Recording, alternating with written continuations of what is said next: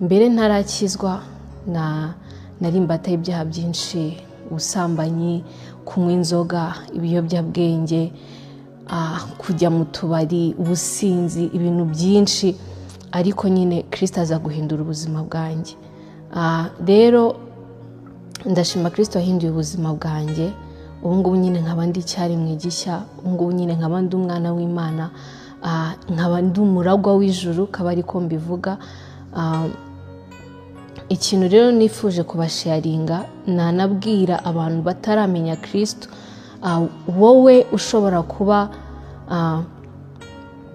kambivuge gutya, wowe ushobora kuba ufite addiction runaka cyangwa se ugifite ikintu kikubase, ikintu nakubwira nuko ushobora kuba ufite addiction y'ibintu byinshi. Ese yaba ari ubusambanyi, ese yaba ari ibiyobyabwenge, ese yaba ari masturbation, ese yaba ari homosexuality, bya bindi byose nyine wagerageje kureka, ukavuga ati none hahandi nyine urambiwe ibintu, ukavuga ngo none ibi bintu ndumva birambiwe, kuko hari ahantu ugera nyine ugakora ibintu ukahita uvuga ati aho kabisa mbaye imbwa, nyine ugakora ibintu nawe ubwawe ukajya wibaza ukavuga se uyu ni njye cyangwa. Ndagira nkumenyeshe ko ibyo byose nyine Kristo abasha kubihindura, abasha guhindura ubuzima bw'umuntu, nawe ubwawe ntumenye uko bigenze.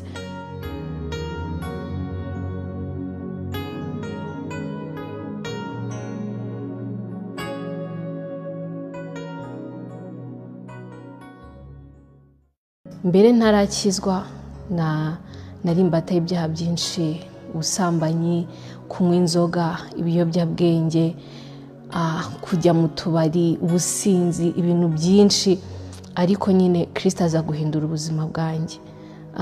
Rero ndashima Kristo yahinduye ubuzima bwanjye. Ubu ngubu nyine nkaba ndi icyaremwe gishya, ubu ngubu nyine nkaba ndi umwana w'Imana, nkaba ndi umuragwa w'ijuru, kaba ariko mbivuga. Ikintu rero nifuje kubasharinga, nanabwira abantu bataramenya Kristo, wowe ushobora kuba